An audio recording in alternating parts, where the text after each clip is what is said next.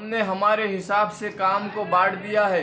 کوئی مسلمانوں پہ محنت کرے گا، کوئی برادران وطن پر محنت کرے گا، کوئی اپنے طور پہ کام کرے گا۔ میرے بھائیوں، ایک چھوٹا سا سوال کرتا ہے یہ ناچیز آپ سے، کیا ہم اللہ تبارک و تعالیٰ کی کسی ایک نعمت کو چھوڑتے ہیں؟ جو اللہ نے ہمیں نعمتیں دی ہے، ہمارے جسم کے اندر ذرا سوچئے، کیا ہمیں اللہ نے آنکھ کم دی؟ کیا اللہ نے ہمیں کان کم دیا؟ کیا اللہ نے ہمیں ہاتھ نہیں دیا؟ کیا اللہ تبارک و تعالیٰ نے ہمیں پیروں سے سلامت نہیں بنایا؟ کیا اللہ تبارک و تعالیٰ نے ہمیں سوچ سمجھ میں کم بنایا؟ اللہ کا شکر ہے کہ اللہ تبارک و تعالیٰ نے ساری نعمتیں ہمیں دے کر بھیجی، ساری نعمتوں سے صحیح تعلیم بنایا، اور اوپر سے اللہ کا سب سے بڑا کرم ہے کہ اللہ نے ہمیں دین کی سمجھ دی۔ اللہ تبارک و تعالیٰ نے ہمیں دین کی سمجھ دی۔ جب ہم 3 دن 40 دن 4 مہینے کسی مقام پر رہتے ہیں اور اس محلے کے قریب میں رہتے ہیں، جتنے بھی انسان وہاں رہتے ہیں، چاہے مسلمان ہو چاہے نان مسلم ہو، ان تک اللہ کا پیغام پہنچانا ہماری ذمہ داری ہے۔ یہ ہم نے طے کیا۔ اللہ کی ساری نعمتوں کا فائدہ اٹھاتے ہیں۔ اللہ تبارک و تعالیٰ نے آسمان سے پانی برسایا، اسے بھی استعمال کرتے ہیں۔ زمین سے اناج اگایا، اسے بھی استعمال کرتے ہیں۔ ہوائیں مسخر کی، اسے بھی استعمال کرتے ہیں۔ اگر پھلوں کے اندر دیکھا جائے تو سارے پھل ہم کھاتے ہیں۔ سبزیوں میں دیکھا جائے تو ہر سبزی اللہ کی استعمال ہوتی ہے۔ اناج کے اندر دیکھا جائے ہر اناج کی ہر غذا ہم کھاتے ہیں۔ پھر ہم نے کیسے طے کر لیا کہ وہ ایک الگ کام کرے گا، یہ ایک الگ کام کرے گا؟ اللہ کے نبی صلی اللہ علیہ وسلم نے تمام شعبوں میں کام کیا، اور اللہ کے نبی صلی اللہ علیہ وسلم نے صحابہ کو بھی یہی کہا کہ تمام شعبوں میں کام کیا جائے۔ جس کے اندر جو صلاحیت ہے، سارے لوگ ایک جگہ آئے، اور ایک جگہ آ کر جس کے اندر جو صلاحیت ہے اس طریقے سے اسے استعمال کیا جائے۔ اللہ کے نبی صلی اللہ علیہ وسلم کے پاس صحابہ کی جو جماعت تھی، سب کے اندر ایک ایک صلاحیتیں تھیں۔ اللہ کے نبی صلی اللہ علیہ وسلم نے ان کی صلاحیتوں کو صحیح جگہ لگایا۔ ایک جماعت تھی اور اسی ایک جماعت نے ہر شعبے میں کام کیا۔ اللہ نے خود فرمایا، ایک جماعت ایسی ہوگی جو حق پر ہوگی۔ اب بتائیے، ہماری جماعتیں ہیں اور ہم کہتے ہیں ہر جماعت حق پر ہے۔ اللہ کہہ رہا ہے ایک جماعت ایسی ہوگی جو حق پر ہوگی، اور ہم کہتے ہیں ہر جماعت حق پر ہے۔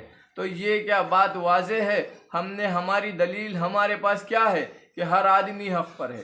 اللہ نے فرما دیا میرے نبی کا راستہ، اللہ کے نبی نے فرما دیا میرے صحابہ کا راستہ۔ اب بتائیے، ایک چھوٹا سا سوال اس ناچیز کا کہ ہم کیسے طے کر سکتے ہیں کہ ہم یہ کام کریں گے، ہم وہ کام کریں گے؟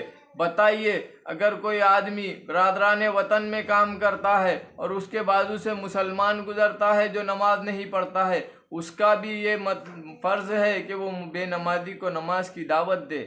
اور جو آدمی نماز کی محنت کر رہا ہے، اس کے بازو میں اس کے دکان، کرانہ دکان ہے، وہاں سے سامان خریدتا ہے، تو اسے بھی اللہ کا تعارف کرائے۔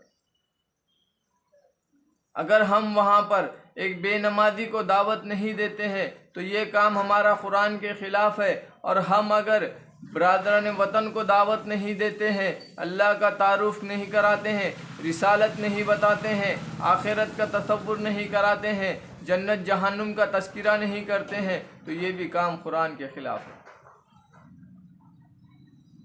دیکھیے، اللہ تبارک و تعالیٰ نے قرآن کو بآسان بنایا ہے۔ جو بندہ اسے سمجھنا چاہتا ہے وہ بالکل اسے سمجھ سکتا ہے، علماؤں کی رہبری میں۔ دیکھیے، ہم ہمارے دماغ سے کام کر رہے ہیں، ہمارے دماغ سے نہیں، نہج نبوت سے کرنا ہوگا۔ نہج نبوت سے کار نبوت کرنا ہے۔ اگر ہم نہج نبوت سے کار و نبوت نہیں کریں گے تو اللہ ہمیں بدل ڈالے گا اور دوسری قومیں کھڑے کرے گا، اور وہ نہج نبوت سے کار نبوت کریں گے۔ الناس پر محنت ہو، انسانوں پر محنت ہو۔ قرآن انسانوں کے لیے آیا ہے، مسلمانوں کے نہیں۔ مسلمانوں کے باپ کی جاگیر نہیں ہے قرآن۔ قرآن تمام انسانوں کی کتاب ہے، قرآن تمام انسانوں کا سویدھان ہے، قرآن تمام انسانوں کا قانون ہے۔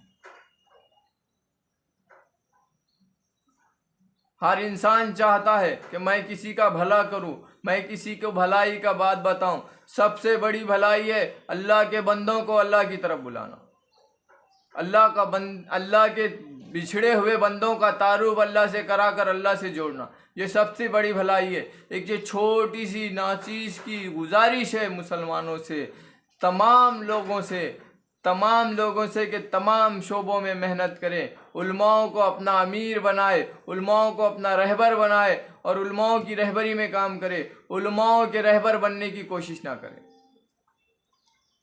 علماء کے رہبر بننے کی کوشش نہ کرے۔ غلو، تکبر یہ اچھی چیز نہیں ہے۔ تکبر دنیا کے اندر نہیں بلکہ پورے عالم کے اندر، پورے کائنات کے اندر جو سب سے پہلے گناہ ہوا تھا کہ اس سے بہتر میں ہوں۔ ابلیس، ایک عابد جب ابلیس بنا تھا اس نے یہی کہا کہ حضرت آدم علیہ السلام سے بہتر میں ہوں، میں آگ سے بنا ہوا ہوں۔ بہتر نہیں ہے، ہم ایک دوسرے کے لیے بنے ہیں۔ اللہ ہمیں یہ سمجھا دے، اللہ تعالی ہمیں صحیح راستے پر لا لے، صراط المستقیم پر لا لے، آمین یا رب العالمین۔